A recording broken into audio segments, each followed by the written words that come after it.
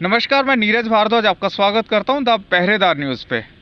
The पहरेदार news पे आज हम उस जंग के बारे में बात कर रहे हैं जिस जंग को लड़ते हुए भारत को 3 से 4 महीने हो चुके हैं, लॉकडाउन हो चुका है और अब अनलॉक की सिचुएशन में जा रहा है भारत। पर कहीं ना कहीं कोरोना से लड़ाई नहीं जीती जा पा रही है और साथ ही साथ जो कोरोना के पेशेंट सामने आ रहे हैं उनके बीच में भी एक डर का माहौल बना हुआ है कि कोरोना होने के बाद उनका आगे क्या होगा, क्या भविष्य होगा। वो जान नहीं पा रहे हैं कि उनको किस तरह का इलाज चाहिए। वो इस चीज़ से जागरूक नहीं हो पा रहे हैं कि किस तरह से आगे जाके चिकित्सा में जाके उनको किस तरह से हेल्प मिल पाएगी, एक अस्पताल में जाके उनको किस तरह से उस चीज़ को हैंडल करना है। पहले जो फीवर आता था उसके लिए पैरासीटामोल होती थी और दूसरी दवाइयाँ होती थी, पर आज की डेट में सबको ये लगता है कोरोना हो गया है तो शायद उसका आगे फ्यूचर ख़त्म हो चुका है। उसी बारे में मैं जो एम्स के सीनियर डॉक्टर हैं मिस्टर विवेक, उनसे हम बात करते हैं और उनसे जानते हैं कि अगर कोरोना होने के बाद इम्यूनिटी पावर किस तरह से स्ट्रॉन्ग की जाए ताकि एक जो हमारी बॉडी है वो उससे लड़ पाए। और लड़ने के बाद, क्योंकि बार बार एक ही चीज़ कही जा रही है कि इम्यूनिटी पावर अगर आपकी स्ट्रॉन्ग है तो काफ़ी हद तक चांसेस बढ़ जाते हैं कि आप कोरोना से जंग जीत सकते हैं। विवेक जी, आप बताएंगे कि किस तरह से ये जो इम्यूनिटी पावर है घर में रहते हुए इंक्रीज़ की जाए ताकि कोरोना होने के बाद भी उससे हम जंग जीत सकते हैं। मेरा नाम डॉक्टर विवेक दीक्षित है और मैं एज ए सीनियर साइंटिस्ट हूँ डिपार्टमेंट ऑफ ऑर्थोपेडिक्स में as a All India Institute of Medical Sciences में। आपका जो सवाल है वो बहुत प्रासंगिक है, ख़ासतौर से तब इस वैश्विक महामारी के मद्देनज़र जब तक इसकी वैक्सीन नहीं आ जाती है तब तक जन सामान्य के लिए एक चिंता का विषय बनता है, ख़ासतौर से तब जब ऐसा प्रतीत होता है कि अस्पतालों में काफ़ी हद तक जो है वो लोग पैनिक होकर के अस्पतालों की तरफ जा रहे हैं। उस समय जब तक इसकी वैक्सीन नहीं बनती है तब तक हमारे पास एक ही रास्ता है, ख़ासतौर से 2 रास्ते हैं जिन्हें हमें अपने डे टू डे लाइफ में एक्वायर करने की ज़रूरत है, उन्हें अपनी हैबिट का हिस्सा बनाने की ज़रूरत है। पहला है हमारा सेफ्टी और हाइजीन, कि किस तरीके से हम जो एक साफ़ सफाई जो हम तो वैसे भी पहले रखते थे लेकिन इधर हम ज़्यादा कॉन्शियसली साफ़ सफाई अपनी रखते हैं, जैसे हाथों को मुंह को साफ़ करना हर 20 मिनट पे। तो एक सेफ्टी और हाइजीन को इंश्योर करते रहना तब तक जब तक इसकी वैक्सीन ना आ जाए। इसके वैसे भी डे टू डे लाइफ में बहुत सारे बेनिफिट्स हैं। दूसरा ये कि हम किस तरीके से अपने शरीर की प्रतिरोधक क्षमता को किस तरीके से बढ़ा सकते हैं। तो इम्यूनिटी आपको जब किसी भी व्यक्ति को तब मिलती है जब एक इम्यूनिटी अगेंस्ट द वैक्सीनेशन होती है, जिसे हम इम्यूनाइजेशन भी कहते हैं। दूसरा एक होता है जो हमारे न्यूट्रिशन, हमारा खान पान, हमारा डे टू डे लाइफ कैसी है, उससे भी हमारी इम्यूनिटी पे इफेक्ट पड़ता है। तो एक होता है कि a person is blessed with the born immunity, वो एक अच्छे परिवार में उसका जन्म हुआ जहाँ पर उसका न्यूट्रिशन, उसका खान पान अच्छा रहा, so he is blessed with that natural immunity. लेकिन फिर भी बहुत सारे फैक्टर ऐसे हैं जो इम्यूनिटी को पॉजिटिवली अफेक्ट करते हैं, जैसे कि डाइट और एक्सरसाइज। इनके मॉड्यूलेशन से आप अपनी इम्यूनिटी को थोड़ा बहुत अप रेगुलेट कर सकते हैं। जिस तरीके से आजकल ध्यान में आता है कि बहुत सारे ऐसे फैक्टर्स हैं जिससे आप अपनी इम्यूनिटी को बूस्ट अप कर सकते हैं। पहला है कि आरोग्य भारती का जो काढ़ा है या अन्य प्रकार के जो काढ़े हैं जो आयुर्वेदिक दृष्टिकोण से बने हुए हैं, तो उनको भी नियमित रूप से उसका सेवन करने से इम्यूनिटी बढ़ती है, ऐसा सभी लोग जानते हैं। च्यवनप्राश भी हो सकता है, आंवले का सेवन है, अश्वगंधा का है, गिलॉय का है। आयुर्वेद की दृष्टि से ये सारी चीज़ें इम्यूनिटी बढ़ाते हैं। विटामिन्स का भी बहुत ज़्यादा रोल है इम्यूनिटी के बढ़ाने में, जैसा कि हम सभी जानते हैं कि विटामिन सी जो है उसका एक डायरेक्ट लिंक है इम्यूनिटी के साथ में। तो बहुत सारे सिट्रस फ्रूट्स को लेने की ज़रूरत है, ख़ासतौर से इस दौरान। आप चाहे संतरा ले लें, चाहे मौसम्बी ले लें, चाहे आप कुछ नहीं है तो आप नींबू का पानी गर्म पानी में ले सकते हैं। तो इन चीज़ों को भी करने से, और साथ में प्रोटीनेशियस डाइट आपको लेनी है, ऐसा खाना जिसमें प्रोटीन्स की मात्रा ज़्यादा हो, जैसे कि दालें हो गई, और जैसे आपके कुछ फ्रूट्स भी ऐसे हो गए जिन्हें आप होल फ्रूट अगर आप लेते हैं इंस्टेड ऑफ जूसेस, तो वो आपको बहुत ज़्यादा एक बेनिफिट करता है। एक्सरसाइज को प्रतिदिन हमें करता है, क्योंकि एक्सरसाइज से भी हमारी इम्यूनिटी बढ़ती है। बहुत सारे जीन्स इंड्योरेंस बेस्ड एक्सरसाइज को कर लेने से, ऐसी एक्सरसाइज जिससे जो कि जिम में नहीं होती, जो कि ऐसी है कि जिससे शरीर की मसल्स पे और बोन्स पे स्ट्रेस पड़ता हो, वो अपने हिसाब से आप कर सकते हैं, इससे भी इम्यूनिटी बढ़ती है। दूसरा एक पहलू है विटामिन डी का। विटामिन डी एक नेचुरल हार्मोन है और one of the oldest hormone है। इसकी कमी पिछले 20 सालों में भारत में और पूरे विश्व में देखी गई है, क्योंकि वातावरणीय विटामिन डी डिफिशियंसी हो गई है, जिसे हम climate related vitamin D deficiency बोलते हैं, because of the ozone, because of the fog, because of the climate pollution and variety of the reasons, because की बहुत सारी जो व्हीकल हैं, इंडस्ट्रीज़ हैं, वो हमारे आ गए। तो पिछले 20 सालों में एक वातावरणीय विटामिन डी की कमी हो गई है। इसे भी करेक्टिव इसके मेजर्स किस तरीके से किए जा सकते हैं, हम डाइट में अपने विटामिन डी को, जैसे मशरूम है, ब्रोकोली है, या नॉन वेजिटेरियंस के लिए एग है या फिश है, उसको इनकॉर्पोरेट कर सकते हैं अपनी डे टू डे लाइफ में। साथ ही साथ क्या करते हैं, हमें थोड़ा सन सीकिंग बिहेवियर अपना अडॉप्ट करने की ज़रूरत है। थोड़े टाइम हमें चाहिए, 10 बजे से लेकर के जो 3 बजे की धूप है, ऐसी धूप में आप जाइए जिसमें आपकी परछाई लंबी बनती हो। तो ऐसी धूप में आप जाएंगे जिसमें आपकी परछाई लंबी बनेगी। 10 से 15 मिनट का अगर आप सेंसिबल सन एक्सपोजर लेंगे तो आपको थोड़ा बहुत विटामिन डी नेचुरली मिलेगा, जिससे आपकी टॉक्सिसिटी होने का भी खतरा नहीं रहेगा और आपकी इम्यूनिटी। विवेक दीक्षित जी ने अभी बताया कि कोरोना होने से पहले और कोरोना होने के बाद किस तरह से इम्यूनिटी पावर को बढ़ाया जा सकता है और उससे बचा जा सकता है। साथ ही साथ मैं हमारे पैनल में डॉक्टर अनीत भी हमारे साथ हैं, जो एम्स से ही आते हैं, और उनसे भी जानेंगे कि किस तरह के पेशेंट को हॉस्पिटल में जाना चाहिए या होम क्वारंटाइन होके अपना इलाज करना चाहिए कोरोना होने के बाद। उनसे जानेंगे कि किस तरह से आगे ट्रीटमेंट को प्लान करना होता है, ताकि आप ज़्यादा पैनिक सिचुएशन में ना एंटर करें। एक हॉस्पिटल जाने के बाद भी आपका काफ़ी हद तक रिस्क बन जाता है, कोरोना होने से पहले भी और कोरोना होने के बाद भी। जानेंगे उनसे। सर नमस्कार, मैं आपके न्यूज़ चैनल के माध्यम से कुछ जो मिथ हैं और भ्रांतियां हैं कोरोना वायरस इन्फेक्शन से रिलेटेड, उस पर कुछ प्रकाश डालना चाहता हूं। आजकल के मौसम में वायरल फ्लू भी फैल रहा है, कॉमन कोल्ड भी है और कोविड फ्लू भी फैल रहा है। तो पहले तो हमें ये देखना होगा कि हमें क्या प्रॉब्लम हुई है, हमारे लक्षण किस तरह के हैं। कॉमन कोल्ड में ज़्यादातर जो पेशेंट होते हैं उनको खांसी आती है बलगम के साथ, और जुखाम और छींक जैसी प्रॉब्लम होती है।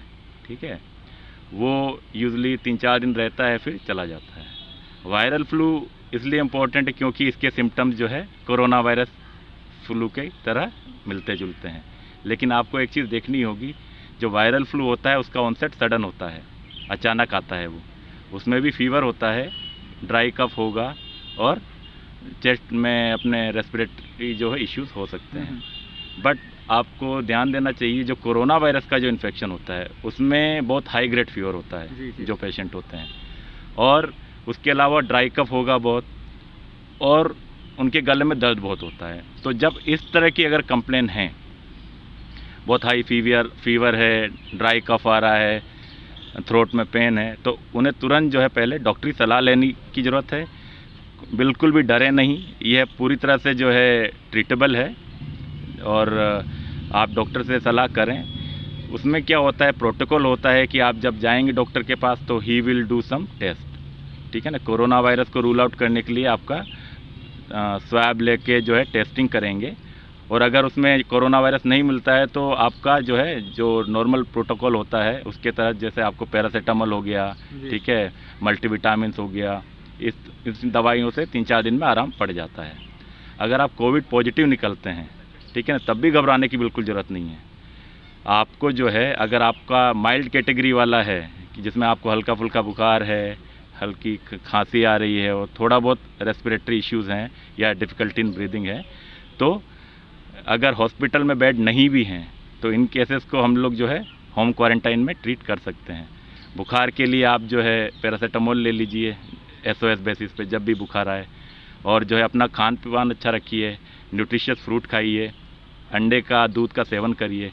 तो यूजुअली जो माइल्ड केसेस होते हैं 10 दिन 12 दिन में रिकवर कर जाते हैं, और उसका फिर से हम लोग टेस्ट कर सकते हैं। Lab person will come and then they will collect the sample, और आपका जो है कोरोना वायरस पहले पॉजिटिव था, फिर फॉलोअप में देखेंगे कि वो नेगेटिव हो गया है। तो that is about the mild cases. अब हम उन केसेस पर चर्चा करेंगे जो बहुत सीवियर हैं, जिनको बहुत हाई फीवर है, प्लस जिनको दर्द भी है गले में, और जो ब्रीदिंग डिफ़िकल्टीज़ की कंप्लेन कर रहे हैं, उनको सांस लेने में तकलीफ़ है। तो उन केसेस को एडमिट करने की ज़रूरत है। मुझे पता है जैसा आजकल दिल्ली में चल रहा है कि वार्ड्स में जा रहे हैं पेशेंट, अवेलेबल नहीं है bed, but I am sure government हमारी जो है उसके पीछे भी प्रयत्नरत है और बेड्स आर अवेलेबल। उनको ट्रीटमेंट की इन हाउस करने की ज़रूरत है, और बिकॉज इन केसेस में यूजली पेशेंट को ऑक्सीजन सप्लीमेंटेशन की भी ज़रूरत पड़ सकती है। ऑक्सीजन की रिक्वायरमेंट होती है जो आप घर पर तो दे नहीं सकते हैं, तो इन सब केसेस को हॉस्पिटल बेस्ड ही ट्रीटमेंट होता है। तो होता क्या है, treatment modality is also on the same line. Antipyretics के रूप में आपको पैरासीटामोल, और अगर इन्फेक्शन है आजकल एजिथ्रोमाइसिन, एमोक्सिसिलिन जो एंटीबायोटिक्स हैं वो यूज़ होती हैं। क्लोरोक्विन जैसी दवाएं हैं जो बहुत आजकल प्रचलित है, चर्चा का विषय है। These medicine, chloroquine is also found very effective in case to case basis. इसके अलावा एंटीवायरल ड्रग्स हैं, राइटोनाविर एंड लाइपोनाविर, ये भी जो है एंटीवायरल कोविड वायरस के ट्रीटमेंट में काफ़ी मददगार साबित हुई है। तो इनके ट्रीटमेंट के बाद यूजली पेशेंट 10 दिन 12 दिन में रिकवर कर जाता है। कोई टेंशन और घबराने की बात नहीं है। हमें ध्यान देना चाहिए कि जो पेशेंट एल्डरली हैं, जिनकी उम्र 60 साल से ज़्यादा है और जिनको कार्डियक और किडनी की प्रॉब्लम्स हैं, जिनका इम्यूनिटी लेवल बहुत लो है, हमें ख़ास तौर से उन पर फोकस करना चाहिए। और जो बच्चे हैं, ठीक है, तो अगर बच्चों में और एल्डरली पॉपुलेशन में, जेरियाट्रिक और पीडियाट्रिक में अगर ये कोविड के इन्फेक्शन की संभावना है तो हमें उस पर ज़्यादा जो है गौर करना चाहिए, क्योंकि जो हेल्दी एडल्ट्स हैं, ख़ास तौर से वो लोग जो है ये कोरोना वायरस के इन्फेक्शन को सहन कर ले रहे हैं। लेकिन जो एल्डरली हैं, जिनकी इम्यूनिटी बहुत डाउन है, ठीक है, उनको पहले से ही डायबिटीज़ है, हाइपरटेंशन है, किडनी की प्रॉब्लम है, हार्ट डिजीज़ है, उन ग्रुप में हमें बहुत ही एहतियात बरतनी चाहिए। उनको प्रॉपर केयर करनी चाहिए। मेडिसिन के अलावा उनको ऑक्सीजन सपोर्ट की भी ज़रूरत पड़ सकती है, क्योंकि हमने देखा है जो अभी तक केसेस आए हैं हॉस्पिटल में, ज़्यादातर इन्हीं एज ग्रुप में जो रेस्पिरेटरी और ब्रीदिंग डिफ़िकल्टी की संभावनाएं देखी है हमने। तो हमें ज़्यादातर फोकस अपना जो है इन पे करना चाहिए, और घबराना तो बिल्कुल नहीं चाहिए, क्योंकि ज़्यादातर 98 to 99% केसेस में ये ठीक हो जाता है। आपको थोड़ा सब्र रखना पड़ेगा, ये ठीक हो जाता है। 1 से 2% की जो मॉर्टेलिटी है वो उन लोगों में है जिनकी इम्यूनिटी बहुत ही डाउन है, जो बहुत कमज़ोर हैं शारीरिक रूप से, और जिनको और दूसरी शारीरिक समस्याएं हैं। सर, एक छोटा सा क्वेश्चन और लेना चाहूँगा आपसे। जिस तरह से अभी हम बात कर रहे थे तो आपने कुछ दवाइयों का नाम लिया, राइट, तो वो जो दवाएं हैं वो डॉक्टर प्रिस्क्रिप्शन के बाद ही ले सकते हैं, या अदरवाइज कुछ सिम्टम्स मुझे लग रहे हैं, अगर मैं कोविड पॉजिटिव हो चुका हूँ, डॉक्टर से मैं ट्रीटमेंट नहीं मिल पा रहा अभी, लाइक जो अभी दिल्ली में सिचुएशन चल रही है कि डॉक्टर से ट्रीटमेंट नहीं मिल पा रहा, इंट्रैक्शन नहीं हो पा रहा, सबसे बड़ी बात है, तो उस कंडीशन में जो कोविड का पेशेंट है वो इन दवाओं को ले सकता है विदाउट डॉक्टर प्रिस्क्रिप्शन, या डॉक्टर प्रिस्क्राइब ही करेगा तभी वो मिल पाएगी? देखिए, कुछ दवाएं हैं, पैरासीटामोल और क्लोसिन आपने सुना होगा, ये तो कोई भी पेशेंट मेडिकल स्टोर से जाके खरीद के खा सकता है। अगर आपको सिर्फ माइल्ड फीवर, हल्का फुल्का है बुखार की कंप्लेन, तो उसके लिए आपको जाने की भी ज़रूरत नहीं है। आप घर में ही अपना क्वारंटाइन रहिए, होम क्वारंटाइन, अच्छा खाना खाइए और जो है फल फ्रूट का सेवन करिए, दूध अंडे खाइए, और पैरासीटामोल, जब आपको फीवर है तो पैरासीटामोल का यूज़ करिए, उससे आराम पड़ जाता है। आपको डॉक्टर से तभी मिलना है जब जो है आपको ब्रीदिंग में डिफ़िकल्टी है, आपके थ्रोट में पेन है और बहुत ज़्यादा ड्राई कफ आ रहा है। सर, मैं ये पूछना चाह रहा हूँ, जो अभी आपने इम्यूनिटीज़ के लिए जो दवाएं बताए हैं, ये पैरासीटामोल पैरासीटामोल एंटीपायरेटिक है जो फीवर के लिए दी जाती है। तो जो आपने कुछ इम्यूनिटीज़ के लिए दवाएं बताई उससे रिलेटेड मैं बात, इम्यूनिटी रिलेटेड नहीं है, ये सारी जो एंटीबायोटिक्स हैं, पैरासीटामोल के अलावा जो दूसरे ट्रीटमेंट में यूज़ होती हैं दवाएं वो है एंटीबायोटिक्स, ठीक है ना। वायरल इन्फेक्शन के साथ कभी कभी बैक्टीरियल इन्फेक्शन भी आ जाता है, तो उस बैक्टीरियल इन्फेक्शन को कवर करने के लिए एंटीबायोटिक साथ में दी जाती है, एजिथ्रोमाइसिन हो गया, एमोक्सिसिलिन हो गया, ठीक है। और जो मैं दूसरी एंटीवायरल ड्रग्स का नाम लिया, राइटोनाविर और लाइपोनाविर, वो एंटीवायरल ड्रग हैं जो कोरोना वायरस इन्फेक्शन को कंट्रोल करती है। और कुछ सिरप आते हैं, मेडिकेटेड जो सिरप होते हैं, जो बैक्टीरिया के लिए होते हैं, थ्रोट इन्फेक्शन हो जाता है उस चीज़ से रिलेटेड, तो जो नॉर्मल है, जो कोविड पेशेंट्स नहीं है, वो भी रेगुलर बेस पे उससे थ्रोट का वो कर सकते हैं, गार्गल्स वगैरह? देखिए, होता क्या है, जो सिरप पीने के लिए आते हैं, आपको उनके सेवन से पहले डॉक्टर का सलाह लेना चाहिए, ठीक है ना। आपको कोई भी दवाई या कोई भी सिरप जो मेडिकेटेड है उसका सेवन बिना डॉक्टर के ऑब्जर्वेशन में नहीं करना चाहिए, ठीक है। जहाँ तक रही बात गार्गल करने की, तो there are so many gargles और सप्लीमेंट्स हैं जो आप रही उनके लिए आपको प्रिस्क्रिप्शन की भी ज़रूरत नहीं है, आप मार्केट से ख़रीद के अपने गले को, वो क्या करती हैं, वो तो गले को सूदिंग इफेक्ट देती हैं, तो that you can do. Thank you sir. Thank you so much. जिस तरह से अभी हमने जाना कि कोविड होने के बाद इम्यूनिटी कैसे बढ़ाई जा सकती है, कोविड होने के बाद कि मेडिकल ट्रीटमेंट कैसे लिया जा सकता है, इसी तरह से आप घबराए ना इस बीमारी से, और इसका इलाज अगर संभव नहीं है तो कहीं ना कहीं इससे लड़ाई लड़के आप जीत भी सकते हैं। अगर आप कोविड के पॉजिटिव हो भी जाते हैं, कोविड पॉजिटिव होने के बाद आप अपना एक उम्मीद ना छोड़ें और साथ साथ लड़ने की शक्ति को डबल बढ़ानी चाहिए, ताकि आप इस कोविड की बीमारी से निजात पा पाए और साथ साथ कोविड को हरा के पूरे भारतवर्ष को भी जिता पाए। द पहरेदार न्यूज़ पे ये मुहिम अब कोविड-19 के खिलाफ चलती रहेगी। रेगुलर आपको हम अपडेट देते रहेंगे कोविड से रिलेटेड कि किस तरह से कोविड से बचाव हो सकता है, और जहां जहां आपको चिकित्सा के विषय में समस्या आती है, आप द पहरेदार न्यूज़ पे अपना जो भी सुझाव है या जो भी शिकायतें हैं आप हमसे साझा करें, ताकि आपसे रिलेटेड जो भी आपकी हम द पहरेदार मदद कर सकता है वो अग्रसर होके आपको उसके बारे में जानकारियाँ प्रदान करेगा। इसी तरह की बड़ी जानकारी पाने के लिए आप द पहरेदार न्यूज़ को लाइक कीजिएगा, सब्सक्राइब कीजिएगा और शेयर कीजिएगा।